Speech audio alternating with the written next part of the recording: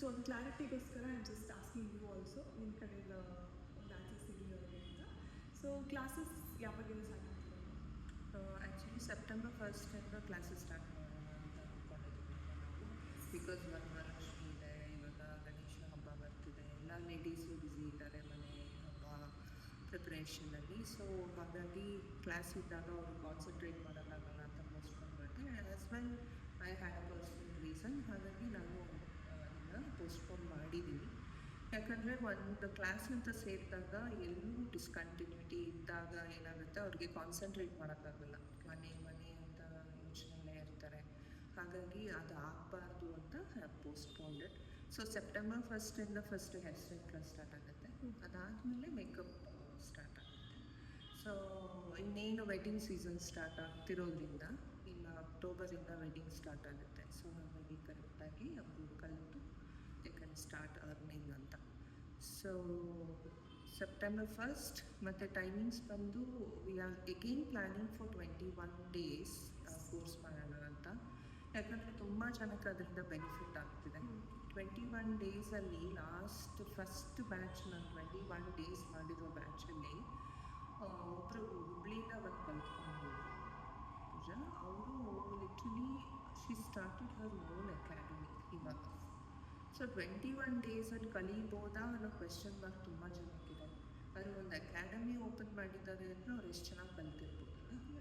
So ಹಾಗಾಗಿ 21 ಡೇಸಲ್ಲಿ ನಿಮ್ಮನ್ನು ಹೇಗೆ ನಾವು ಪ್ರಿಪೇರ್ ಮಾಡ್ತೀವಿ ಅಂದರೆ ಬ್ಯಾಕ್ ಟು ಬ್ಯಾಕ್ ಇರುತ್ತೆ ನಿಮಗೆ. ಫಸ್ಟು ಒಂದು ಡೆಮೋ ಇರುತ್ತೆ, ಅದಾದಮೇಲೆ ನಿಮಗೆ ಲಂಚ್ ಬ್ರೇಕ್ ಆಗಿದ ತಕ್ಷಣ 1 hour ಇರುತ್ತೆ ಎಲ್ಲ ಕಡೆ. ಬಟ್ ನಾನು 1/2 hour ಅಷ್ಟು ಟೈಮ್ ಕೊಡ್ತೀನಿ. ಲಂಚ್ ಮುಗಿಸಿದ ತಕ್ಷಣ ಇಮಿಡಿಯೇಟಾಗಿ ಸ್ಟೂಡೆಂಟ್ಸ್ ಮೇಲೆ ಪ್ರಾಕ್ಟೀಸ್ ಮಾಡೋಕ್ಕೆ ಫಸ್ಟು ಪ್ರಾಮಿನೆನ್ಸ್ ಕೊಡ್ತೀವಿ. ಬಿಕಾಸ್ ಅವ್ರಿಗೆ ಡೆಮೋ ಒಂದ್ಸಲ ಕಲಿತಾರೆ, ಮತ್ತು ಒಂದು ಸ್ಟೂಡೆಂಟ್ ಮೇಲೆ ಒಬ್ಬರು ಪ್ರಾಕ್ಟೀಸ್ ಮಾಡಿದ್ರೆ 3 times ಅವ್ರು ಕಲಿತಾರೆ. ಸೊ ಒಂದು ಡೆಮೋಲಿ ಒಂದು ಲುಕ್ಕನ್ನು 3 times ಕಲಿತಾರೆ. ಸೊ ಹಾಗಾಗಿ ಅವರು ಇಮಿಡಿಯೇಟಾಗಿ ಅವರಿಗೆ ಕ್ಲಾಸು ಅಲ್ಲಲ್ಲೇ ಪ್ರಾಕ್ಟೀಸ್ ಆಗೋದ್ರಿಂದ ತುಂಬ ಚೆನ್ನಾಗಿ ಕಲಿತಿದ್ದಾರೆ. ಸೊ ಒಂದಿನ ಬ್ರೇಕ್ ಆಗುತ್ತೆ, ಒಂದಿನ ಡೆಮೋ ಇರುತ್ತೆ, ಒಂದಿನ ಪ್ರಾಕ್ಟೀಸ್ ಇರುತ್ತೆ. ಸೊ ಅವ್ರು ಡೆಮೋಗೆ ಬರ್ತಾರೆ, ಪ್ರಾಕ್ಟೀಸಿಗೆ ಬರೋಕ್ಕಾಗಲ್ಲ. ಸೊ ಈ ಥರ ನಾನು ತುಂಬ ಲಾಸ್ಟ್ ಪ್ರೀವಿಯಸ್ ಬ್ಯಾಚಲ್ಲಿ ತುಂಬ ಜನ ಸ್ಟೂಡೆಂಟ್ಸ್ ಟ್ರಾವೆಲ್ ಮಾಡಿದ್ದಾರೆ, ಲೇಡೀಸ್. ಮ್ಯಾಮ್ ಮಗನ ಹುಷಾರಿಲ್ಲ, ಮ್ಯಾಮ್ ನನಗೆ ಮನೇಲಿ ಫಂಕ್ಷನ್ ಇದೆ ಹಾಗೆ ಅಂತ. ಇಲ್ಲಿ ಹಾಗಲ್ಲ, 21 days ಏನಾದರೂ ಸರಿ ಹೇಗಾದರೂ ನಾನು ಕಂಪ್ಲೀಟ್ ಮಾಡಿ ನಾನು ಸರ್ಟಿಫೈ ಆಗಬೇಕು ಅಂತ ತುಂಬ ಡೆಡಿಕೇಟೆಡ್ ಆಗಿ ಯಾರೂ ಕ್ಲಾಸ್ ಮಿಸ್ ಮಾಡಿದೆ ನಾನು ಕ್ಲಾಸ್ನ ಅಟೆಂಡ್ ಮಾಡಿದೆ. ಸೊ 21 days ಅನ್ನೋದು ಒಂದು ಒಳ್ಳೆಯ ಕಾನ್ಸೆಪ್ಟ್. ಸೊ 21 days ನೀವು ಏನು ಕಂಟಿನ್ಯೂಟಿ ಇರುತ್ತೆ ಅದು ನಿಮ್ಮ ಲೈಫ್ ಲಾಂಗ್ ಅದು ಅದೇ ಥರ ಒಂದು ಹ್ಯಾಬಿಟ್ ಆಗುತ್ತೆ ಅನ್ನೋದು ಒಂದಿದೆ. ಹಾಗಾಗಿ ಆ ಕಾನ್ಸೆಪ್ಟನ್ನ ನಾನು ಈ 21 days ಮಾಡಿಕೊಂಡು ನಾನು ಕ್ಲಾಸಸ್ ಮಾಡ್ತೀನಿ. ಬಟ್ ಇದರಲ್ಲಿ 30 days ಸಿಲೆಬಸ್ ಏನಿದೆ ಅದನ್ನು ಕರೆಕ್ಟಾಗಿ 21 days ಕವರ್ ಮಾಡ್ತೀವಿ. Because time duration 30 days 11 to 4 ಇರುತ್ತೆ, ಇಲ್ಲಿ 10 to 5 ಇರುತ್ತೆ, ಸಮ್ಟೈಮ್ಸ್ 6 ತನಕನೂ ಹೋಗುತ್ತೆ. ಇಲ್ಲಿ ಯಾವ ಥರ ಅಂದರೆ you will be very disciplined. So ಒಂದೊಂದು ಸಲ ನಾನು 9ಗೆ ಸ್ಟಾರ್ಟ್ ಮಾಡ್ತೀನಿ, ಒಂದೊಂದು ಸಲ 6:30 ಆಗುತ್ತೆ. ಇಲ್ಲಿ ಕಂಪ್ಲೀಟಾಗಿ ಕಲಿತು ಅವ್ರು ಆಚೆ ಹೋಗಬೇಕು, ನೋ ಎಕ್ಸ್ಕ್ಯೂಸಸ್ ಈ ಥರ ಇರೋದ್ರಿಂದ. ಸೊ 21 days ಕ್ಲಾಸಸ್ ತುಂಬ ಚೆನ್ನಾಗಿ ಹೋಗ್ತದೆ. So what is the cost of this, the fees for this course? Cost ಬಂದು ಆ್ಯಕ್ಚುಲಿ 50% ಆಫರ್ ಕೊಡ್ತಿದ್ದೀವಿ. ಇವಾಗ ಯಾಕೆ ಕ್ವಾಲಿಟಿ ಆಫ್ ಎಜುಕೇಷನ್ ಅನ್ನೋದು ತುಂಬ ಇಂಪಾರ್ಟೆಂಟ್. ಈಗ ನಾನು ನನ್ನ ಮಕ್ಕಳ ಎಜುಕೇಷನಲ್ಲಿ ನಾನು ಕಾಂಪ್ರಮೈಸ್ ಆಗಲೇ ಇಲ್ಲ. ನನ್ನ ಪಕ್ಕದಲ್ಲೇ ಎಷ್ಟೊಂದು ಸ್ಕೂಲ್ ಇದ್ದರು, ನಾನು ಅವ್ರನ್ನ ರಿಚ್ಮಂಡ್ ಸರ್ಕಲ್ಗೆ ಕಳಿಸಿದ್ದೆ. I want them to study in a very good school ಅಂತ. ಬಿಕಾಸ್ ಕ್ವಾಲಿಟಿ ಆಫ್ ಎಜುಕೇಷನ್ ಮತ್ತು ಅವ್ರಿಗೆ ಅದರಿಂದ ಅವ್ರಿಗೆ ಒಂದು ಒಳ್ಳೆಯ ಬೇಸ್ ಸಿಗಬೇಕು ಅಂತ ಅಂದ್ಬಿಟ್ಟು ನಾನು ಕಾಂಪ್ರಮೈಸ್ ಆಗಲಿಲ್ಲ. ಸೊ ನೀವು ದಯವಿಟ್ಟು ಬಿಗಿನರ್ಸ್ಗೆ ನಾನು ಬಿಗೆನ್ಸ್ಟಾಗಿ ನಾನು ಮಾತಾಡ್ತಿಲ್ಲ. ಈಗ ಫಾರ್ ಎಕ್ಸಾಂಪಲ್ ಒಂದು 4-wheeler ಕಲಿತೀರ. ಸೊ ಒಂದು 4-wheeler ಕಲ್ತಿದ ತಕ್ಷಣ ನೀವು ಇಮಿಡಿಯೇಟಾಗಿ ಕಾರ್ ತೊಗೊಂಡು ಹೋಗೋಕ್ಕಾಗಲ್ಲ. You will take time to drive. First 1-2 ರೋಡಲ್ಲಿ ಹೋಗ್ತೀರಾ, ಅದಾದಮೇಲೆ ಇಲ್ಲೇ ಇಲ್ಲೇ ನಿಮ್ಮ ಸರೌಂಡಿಂಗ್ಸಲ್ಲಿ ಪಾರ್ಕಲ್ಲಿ ಪ್ರಾಕ್ಟೀಸ್ ಮಾಡ್ತೀರಾ, ಅದಾದಮೇಲೆ ನೀವು ಹೈವೇಗೆ ಹೋಗೋದಕ್ಕೆ ತುಂಬ ಟೈಮ್ ತಗೊಳುತ್ತೆ. ಅದೇ ಥರ ಬಿಗಿನರ್ಸಿಗೆ ಟೈಮು ಏನೂ ಗೊತ್ತಿರಲ್ಲ, ನಾಲೆಜ್ ಡೆಪ್ತ್ ನಾಲೆಜ್ ಇರೋದಿಲ್ಲ. ಆದರೆ ಎಕ್ಸ್ಪೀರಿಯನ್ಸ್ಡ್ ಆರ್ಟಿಸ್ಟಿಗೆ ಡೆಪ್ತ್ ನಾಲೆಜ್ ಇರುತ್ತೆ. And we are like doctors, we are like we are not working on dummies, we are working on real skin.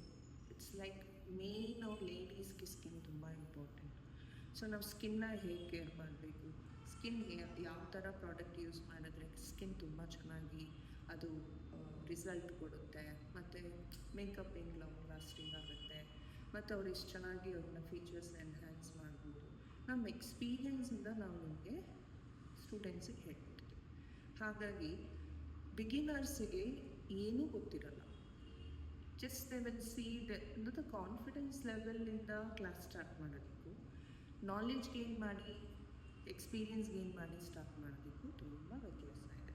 So ಈಗ ವೋಲ್ವೋ ಬಸ್ ಡ್ರೈವರ್ಸ್ ಎಲ್ಲ experience ಇರೋಲ್ಲ ಹೇಳ್ತಾರೆ.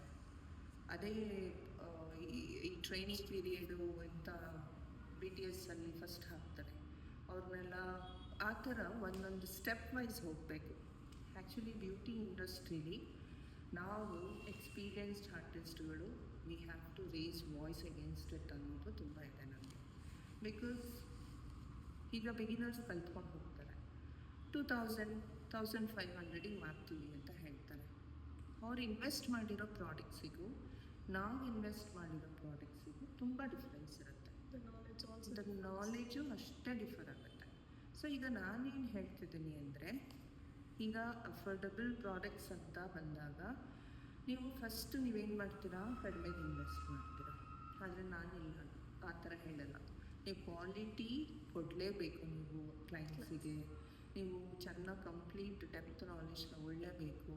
ನೀವು ಸುಮ್ಮನೆ ಹೋಗಿ ಅರ್ಧಂಬರ್ಧ ಕಲಿತು, ಇವಾಗ ನೇಲ್ ಆರ್ಟ್ ಅಷ್ಟೇ, ಒಂದಿನ ಡೆಮೋ ತೊಗೊಂಡೋಗಿರ್ತಾರೆ, literally they start doing nail art. So I don't know, ಅದು ಇಟ್ಸ್ ನಾಟ್ ಎಟ್ ಆಲ್, ನನ್ನ ಪ್ರಕಾರ it's not good. So when it's come to ಒಂಥರ ಬ್ಯೂಟಿ ಇಂಡಸ್ಟ್ರಿ ಅಂತ ಬಂದಾಗ ನಮ್ಮಲ್ಲೂ ಇಷ್ಟು ವರ್ಷ ಎಕ್ಸ್ಪೀರಿಯನ್ಸ್ ಇದ್ದರೆ ಮಾತ್ರ ಅವರಿಗೆ ಒಂದು ಅಕಾಡೆಮಿ ಓಪನ್ ಮಾಡಬೇಕು ಅನ್ನೋ ಒಂದು ರೂಲ್ಸ್ ತರಲೇಬೇಕು. ಇಲ್ಲ ಅಂತ ನಾನು ಸ್ಟಾರ್ಟಿಂಗಲ್ಲಿ ಕಲಿತಾಗ ನನ್ನ ಫ್ರೆಂಡ್ ಒಬ್ಳು ಕಲಿಬೇಕು ಅಂದಾಗ ನೀನೇ ಹೇಳ್ಕೊಟ್ಬಿಡೆ, ನಾನು ಬೇರೆ ಕಡೆ ಹೋಗಲ್ಲ ಅಂತ ಹೇಳಿದ್ರು. ಬಟ್ ನಾನು ಅವ್ರಿಗೆ ಹೇಳಿದೆ, ಎಕ್ಸ್ಪೀರಿಯನ್ಸ್ ಇರೋರ ಹತ್ರ ಹೋಗಿ ಕಲೀರಿ, ಅವಾಗಷ್ಟೇ ನಿಮಗೆ ಒಂದು ವ್ಯಾಲ್ಯೂ ಇರುತ್ತೆ. ನನಗೆ ನಿಜವಾಗ್ಲೂ ಎಕ್ಸ್ಪೀರಿಯನ್ಸ್ ಬೇಕು, ನಾನು ಈಗಲೇ ಹೇಳ್ಕೊಡೋಕ್ಕಾಗಲ್ಲ ಅಂತ ಹೇಳಿದೆ. ಸೊ ಇವಾಗ ಏನಾಗಿದೆ ಅಂದರೆ, ಎಲ್ಲರಿಗೂ ಕಾನ್ಫಿಡೆನ್ಸ್ ಲೆವೆಲ್ ಜಾಸ್ತಿ ಇರೋದ್ರಿಂದ, ಜೆನ್ಸೀಸ್ ಅಂತ ಹೇಳ್ತಿದ್ದಲ್ಲ ಆ ಥರ.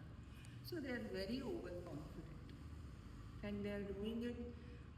ಇವಾಗ ಬ್ಯಾಂಗ್ಳೂರಲ್ಲೂ ತುಂಬ ಅಕಾಡೆಮಿ ಆಗಿದೆ. ಎಷ್ಟು ಜನ ಹೆಂಗೆ ಮಾತಾಡ್ತಿದ್ದಾರೆ ಅಂದರೆ, ಇವಾಗ ಅಯ್ಯೋ ಇದೊಂಥರ ಮಾರ್ಕೆಟ್ ಆಗಿಬಿಟ್ಟಿದೆ, ಮೇಕಪ್ ಅಕಾಡೆಮಿ ಎಲ್ಲ ಗಲ್ಲಿಲಿ ಒಬ್ಬೊಬ್ಬರು ಮೇಕಪ್ ಆರ್ಟಿಸ್ಟ್ ಆಗಿದ್ದಾರೆ, ಗಲ್ಲಿಲಿ ಒಬ್ರು ಇದಾಗಿದ್ದಾರೆ ಅಂತ ಕ್ಲೈಂಟ್ಸ್ ನನ್ನ ಹತ್ರ ಒಂದೊಂದು ಸಲ ಮಾತಾಡ್ತಾರೆ.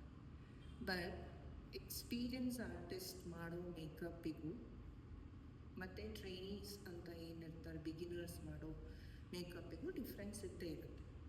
ಬಟ್ ಸ್ಟೂಡೆಂಟ್ಸ್ ಏನು ಮಾಡ್ತಾರೆ, ಮ್ಯಾಮ್ ಥರನೇ ಮೇಕಪ್ ಬರಬೇಕು, ಮ್ಯಾಮ್ ಥರನೇ ಮಾಡಬೇಕು ಅಂದರೆ ಇನ್ವೆಸ್ಟ್ಮೆಂಟು ಅಷ್ಟೇ ಇಂಪಾರ್ಟೆಂಟ್, ಪ್ರಾಕ್ಟೀಸ್ ಅಷ್ಟೇ ಇಂಪಾರ್ಟೆಂಟ್.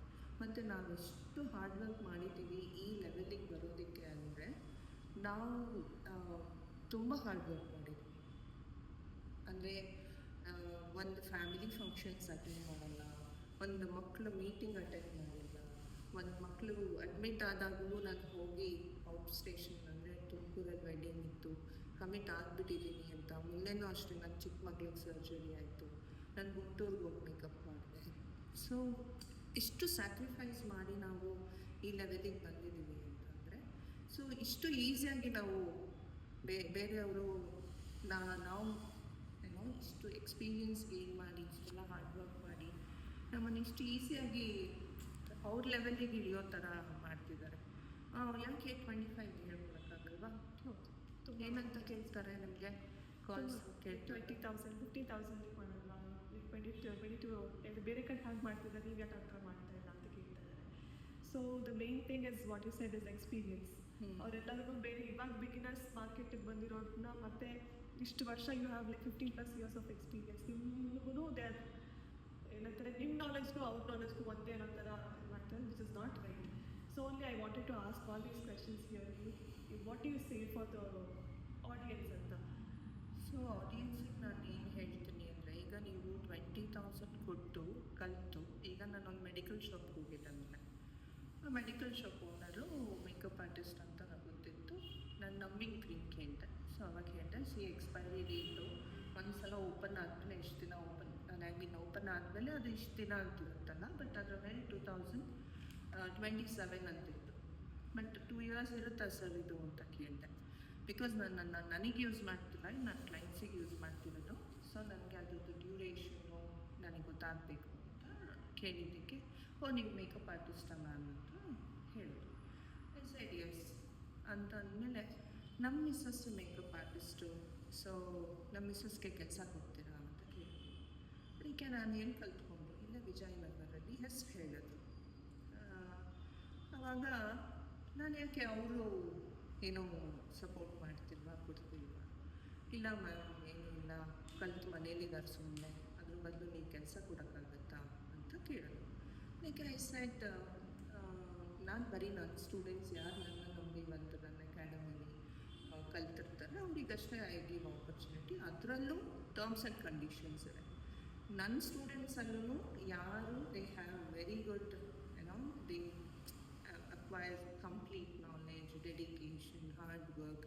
ಬೆಳಗಿನ ಜಾವ ಕರೆದ್ರೆ 2 ಗಂಟೆಗೆ ಬರಬೇಕು, ಮಳೆ ಬರ್ತಿದ್ರು ರೀಸನ್ ಕೊಡಲ್ಲ, ಹೊಟ್ಟೆ ನೋವಿದ್ರು ರೀಸನ್ ಕೊಡಲ್ಲ, ಆಮೇಲೆ ಮನೇಲಿ ಫಂಕ್ಷನ್ ಇದ್ರು ಬಿಟ್ಟು ಬರ್ತಾರೆ. ಮತ್ತು ಅವ್ರಿಗೆ ಆರ್ಡರ್ ಇದ್ದರೂ ನಾನು ತೊಗೊಳ್ಳ ಮ್ಯಾಮ್ ಅಂತ ಕೇಳಿ ಆರ್ಡರ್ಸ್ನ ತೊಗೊಂಡಿರೋ ಅಂಥ ಡೆಡಿಕೇಟೆಡ್ ಸ್ಟೂಡೆಂಟ್ಸ್ ಇದ್ದಾರೆ ನನಗೆ. ಅಂಥವ್ರನ್ನ ನನ್ನ ಟೀಮಲ್ಲಿ ಇಟ್ಕೊಂಡಿದ್ದೆ. ಸೊ ಆ ಥರ ಇದ್ದಾಗ ನಾನು ಬೇರೆಯವ್ರಿಗೆ ಹೆಂಗೆ ಚಾನ್ಸ್ ಕೊಡಲಿ? ಸೊ ಹಾಗಾಗಿ ಐ ಟೋಲ್ಡ್ ದೆಮ್, ಇಲ್ಲ ಮ್ಯಾಮ್ ಅವರು ಕಂಪ್ಲೀಟಾಗೇ ಕಲ್ತಿಲ್ಲ. ಯಾಕೆ ಕಂಪ್ಲೀಟಾಗಿ ಕಲ್ತಿಲ್ಲ? ಮತ್ತೆ ನಾಲೆಜ್ ಬೇಕು ಅವ್ರಿಗೆ. ಯಾಕೆ ಬೇಕು ನಾಲೆಜು? ಯಾಕೆ ಬೇಕು ಮಾಸ್ಟರ್ ಕ್ಲಾಸ್? ನಿಮಗೆ ಒಂದು ಕಡೆ ಕಲ್ತ್ಕೊಂಡು ಹೋಗಿ 2 ವರ್ಷ ನೀವು ಇನ್ನೇನಿದೆ ಅದನ್ನು ನೀವು ಪ್ರಾಡಕ್ಟ್ಸ್ನ ಅಪ್ಗ್ರೇಡ್ ಮಾಡ್ಕೊತ ಹೋದರೆ ಸಾಕು. ನೀವು ಆರಾಮಾಗಿ ಆಟೋಮೆಟಿಕ್ಕಾಗಿ ನಿಮ್ಮ ಕೆಲಸ ನಿಮ್ಮ ಕೆಲಸ ಮಾತಾಡಿದ್ರೆ ಸಾಕು. ಆ್ಯಂಡ್ ಮೋರೋವರ್ ಎಲ್ಲದಕ್ಕಿಂತ ನನ್ನ ಹತ್ರ ಬರೋ ಸ್ಟೂಡೆಂಟ್ಸ್ ಯಾವ ಥರ ಅಂತ ಪೂಜಾ, ಅನ್ಎಜುಕೇಟೆಡ್ಸ್ ಬರ್ತಾರೆ. Please don't take me wrong. 10th standard ಓದಿರ್ತಾರೆ, ಒಬ್ಬೊಬ್ಬರು ಓದಿರಲ್ಲ, ಒಬ್ಬೊಬ್ಬರು ಓದಿರೋರು ಬರ್ತಾರೆ, ಬಟ್ ಅವರಿಗೆ ಬೇರೆ ಥರ ಮನೇಲಿ ಒಂದು ಸಪೋರ್ಟ್ ಸಿಗಲ್ಲ. ಈ ಥರ ಪ್ರಾಬ್ಲಮ್ಸಲ್ಲಿ ಇರೋರೇ ನನ್ನ ಹತ್ರ ಬರೋವಂಥ ಸ್ಟೂಡೆಂಟ್ಸ್. ಇವಾಗ ಬೇರೆ ಅಕಾಡೆಮಿಗಳಲ್ಲಿ ನಾನು ಕಂಪೇರ್ ಮಾಡ್ತಿಲ್ಲ, ಹೇಳ್ತಿದ್ದೀನಿ, ಬೇರೆ ಅಕಾಡೆಮಿಲಿ ದೇ ಆರ್ ಅರ್ನಿಂಗ್ ವೆಲ್, ಆಯಿತಾ? ಅಬೌವ್ 1 lakh ಇದೆ ಫೀಸ್. ಅಲ್ಲಿ ಕಲ್ತವರಿಗೆ ಇಂಟರ್ನ್ಶಿಪ್ಪು ಕೊಡ್ತಿಲ್ಲ ನಾವು, ನಮಗೆ ಸಿಗ್ತಾ ಇಲ್ಲ ಅಂತ ಹೇಳ್ತಿರೋ ಸ್ಟೂಡೆಂಟ್ಸು ಇದ್ದಾರೆ. But they are earning well. ಯಾಕೆ ಚೆನ್ನಾಗಿ ಅರ್ನ್ ಮಾಡ್ತಿದ್ದಾರೆ? ಯಾಕೆ ಅವ್ರ ಮೆಂಟಲ್ ಹೆಸರು ಹಾಕ್ಕೊಂಡು ಅವರು ಅರ್ನ್ ಮಾಡ್ತಿದ್ದಾರೆ? ಅವರೊಂದು ಬ್ರ್ಯಾಂಡ್ ಕ್ರಿಯೇಟ್ ಮಾಡಿದ್ದಾರೆ. ಅದಕ್ಕೆ ಕಾರಣ ಯಾರು? ಸ್ಟೂಡೆಂಟ್ಸ್. ಸೊ ಸ್ಟೂಡೆಂಟ್ಸ್ ಎಲ್ಲ ನಾನು ಈ ಮೆಂಟರ್ ಹತ್ರ ಕಲ್ತಿದ್ದೀನಿ ಅಂತ ಹಾಕ್ಕೊತಿದ್ದಾರೆ ಅಂತಂದರೆ ಅವ್ರ ಬ್ರ್ಯಾಂಡ್ನ ಯೂಸ್ ಮಾಡಿಕೊಂಡು ಇವ್ರು ಅರ್ನ್ ಮಾಡೋದಕ್ಕೆ ಟ್ರೈ ಮಾಡ್ತಿದ್ದಾರೆ.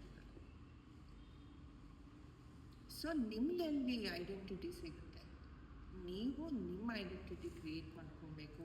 ಇದು ನಾನು ನನ್ನ ಕ್ಲಾಸಲ್ಲಿ ಹೇಳ್ಕೊಡೋದು. ನಿಮ್ಮ ಐಡೆಂಟಿಟಿ ಕ್ರಿಯೇಟ್ ಮಾಡಬೇಕು, ನೀವು ಫೈನಾನ್ಷಿಯಲ್ ಇಂಡಿಪೆಂಡೆಂಟ್ ಆಗಬೇಕು, ನೀವು ನಿಮ್ಮ ಮಕ್ಳಿಗೆ ಒಳ್ಳೆ ಎಜುಕೇಷನ್ ಕೊಡಬೇಕು. ಸೊ ಆವಾಗ ಒಂದು ಮನೇಲಿ ಒಂದು ಒಳ್ಳೆಯ ವಾತಾವರಣ ಇರುತ್ತೆ. ಸೊ ನನ್ನ ಅಕಾಡೆಮಿ ಓಪನ್ ಮಾಡೋದಕ್ಕೆ ಒಂದು ಮೇನ್ ಇಂಟೆನ್ಷನ್ ಏನಂದರೆ ವುಮೆನ್ ಎಂಪವರ್ಮೆಂಟ್.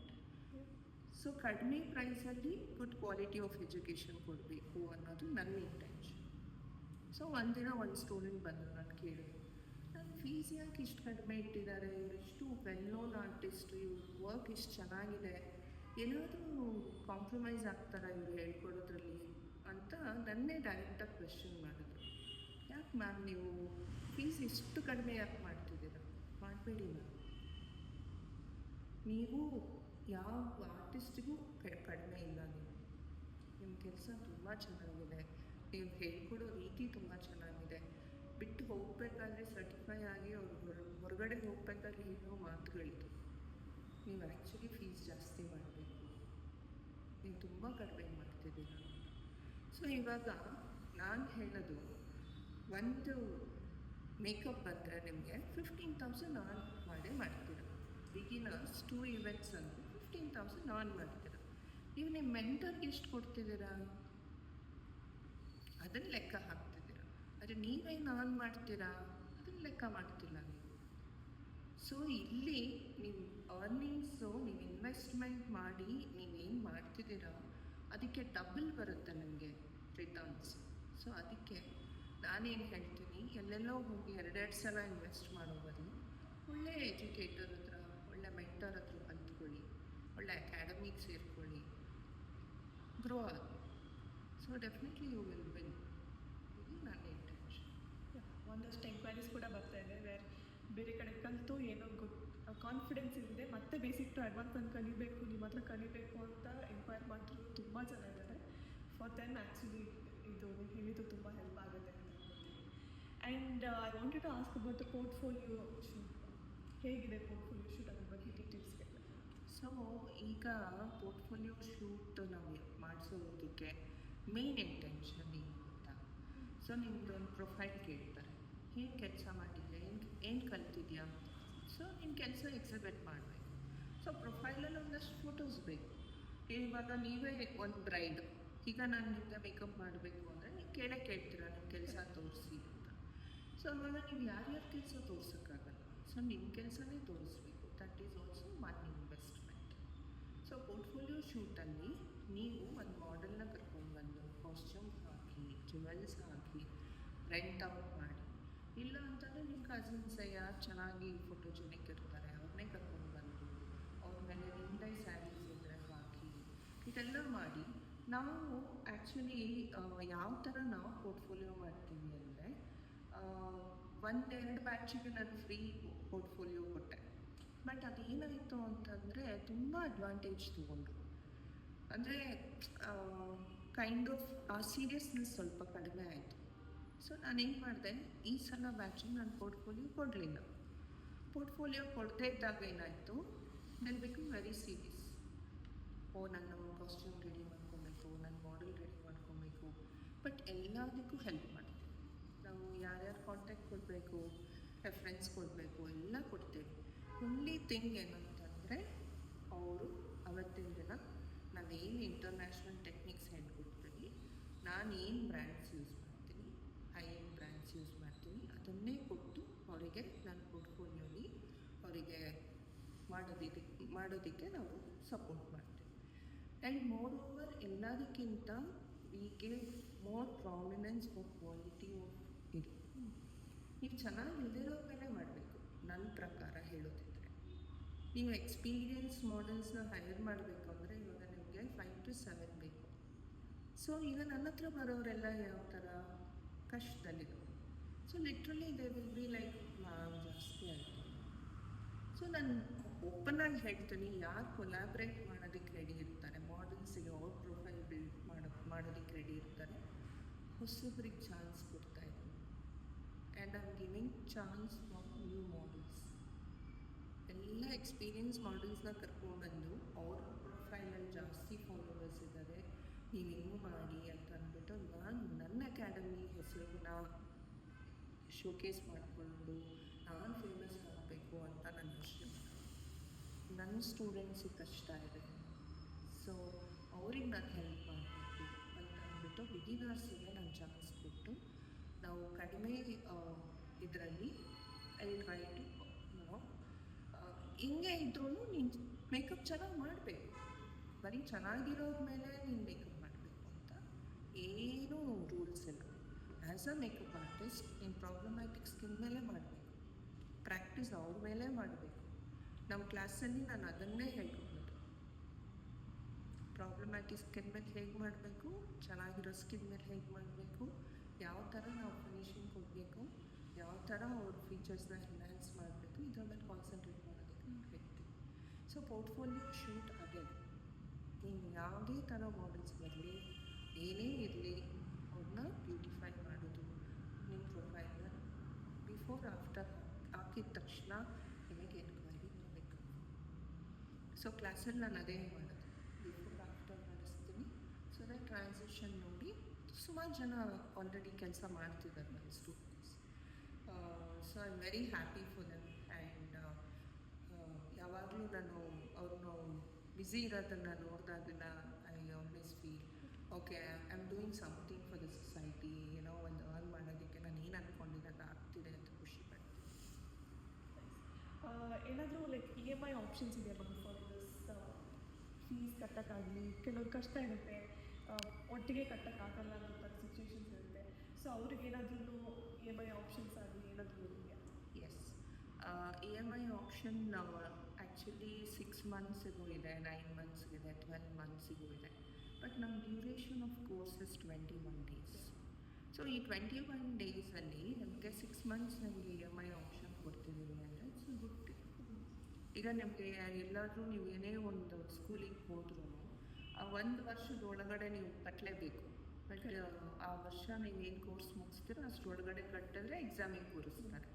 ಬಟ್ ಇಲ್ಲಿ 21 ಡೇಸ್ ಆದಮೇಲೂ ನೀವು ನಿಮ್ಮ ಕ್ರೆಡಿಟ್ ಕಾರ್ಡನ್ನು ಸ್ವೈಪ್ ಮಾಡಿ you can avail EMI option. ಮತ್ತು you have to pay GST.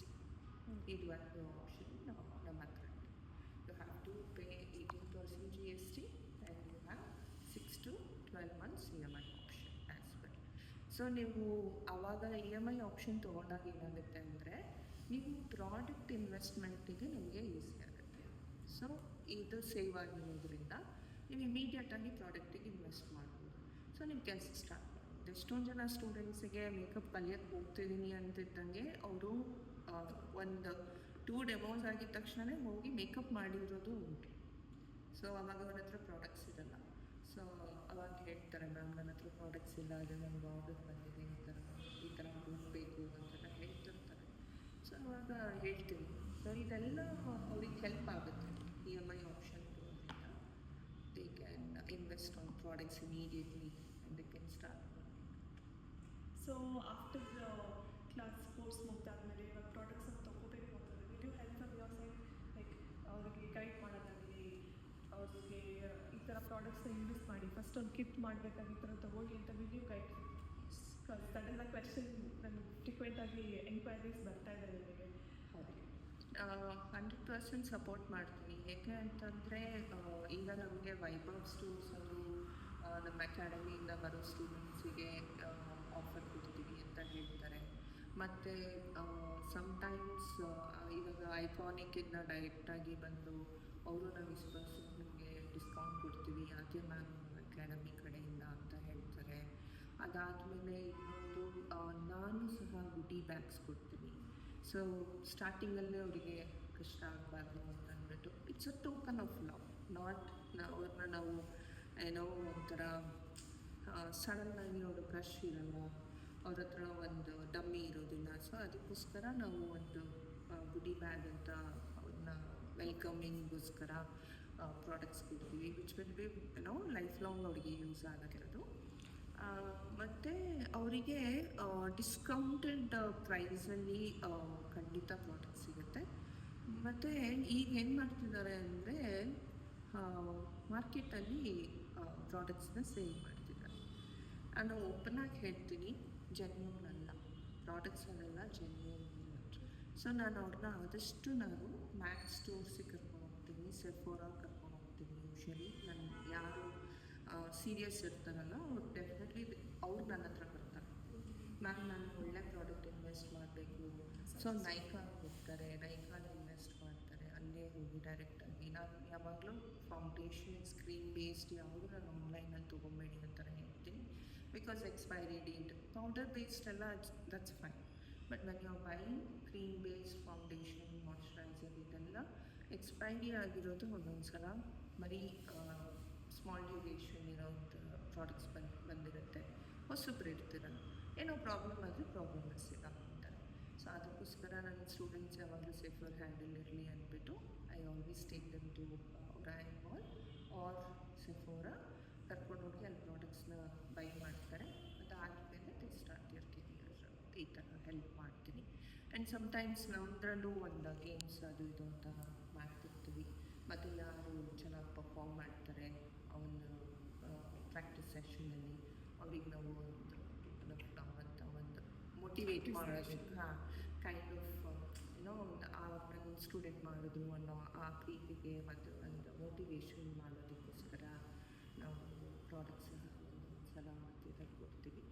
And these are all products ಇನ್ವೆಸ್ಟ್ಮೆಂಟಿಗೆ ನಾನು ಅಫೋರ್ಡಬಲ್ ಮತ್ತು ಪ್ರೀಮಿಯಮ್ ಎರಡೂ ಇನ್ವೆಸ್ಟ್ ಮಾಡೋಕ್ಕೆ ಹೇಳ್ತೀನಿ.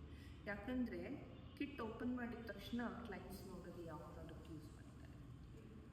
ಈಗ ನನಗೆ ಎಕ್ಸ್ಪೀರಿಯೆನ್ಸ್ ಇರೋದು ನನಗೆ ಹಾಕೋದೇ ಲಾಸ್ಟಲ್ಲಿ which product do you use ಅಂತ ಕೇಳ್ತಾರೆ. ಸೊ ನನ್ನ ಸ್ಟೂಡೆಂಟ್ಸ್ನ ಯಾರೂ ಇಗ್ನೋರ್ ಮಾಡಬಾರ್ದು. ಮತ್ತು ಫಿನಿಶಿಂಗ್ ಆಲ್ ಸ್ಕಿನ್ ಟೈಪ್ಗೆ ಇರುತ್ತೆ ಪ್ರಾಡಕ್ಟ್ಸ್, ಅದನ್ನು ಇನ್ವೆಸ್ಟ್ ಮಾಡೋಕ್ಕೆ ಹೇಳ್ತೀನಿ. ಸೊ ದ್ಯಾಟ್ ತುಂಬ ಪ್ರಾಡಕ್ಟ್ಸ್ ಇನ್ವೆಸ್ಟ್ ಮಾಡೋದಿರೋದು.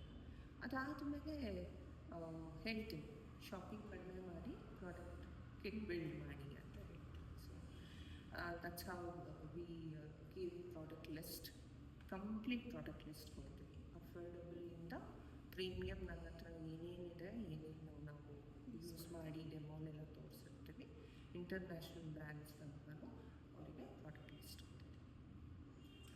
ಆ್ಯಂಡ್ ಇನ್ನೊಂದು ಕ್ವೆಶ್ಚನ್ ಏನಂತಂದರೆ, ಒಂದೇ ಮೆಂಟರ್ ಹೇಳ್ಕೊಡ್ತಾರ, ಇಬ್ಬರು ಮೆಂಟರ್ ಹೇಳ್ಕೊಡ್ತಾರೆ, ಹೌ ಮೆನಿ ಮೆಂಟರ್ಸ್ ನಮಗೆ ಹೇಳ್ಕೊಡ್ತಾರೆ, ನಮಗೆ ಪ್ರಾಪರ್ ಅಸಿಸ್ಟೆನ್ಸ್ ಕೊಡ್ತಾರ, she is a celebrity makeup artist, ನಿಜ ನಮ್ಮ ಹತ್ರ ಬಂದುಬಿಟ್ಟು ಪ್ರಾಕ್ಟೀಸ್ ಸೆಷನಲ್ಲಿ ಹೆಲ್ಪ್ ಅಂತೆಲ್ಲ ಕೇಳ್ತಾರೆ.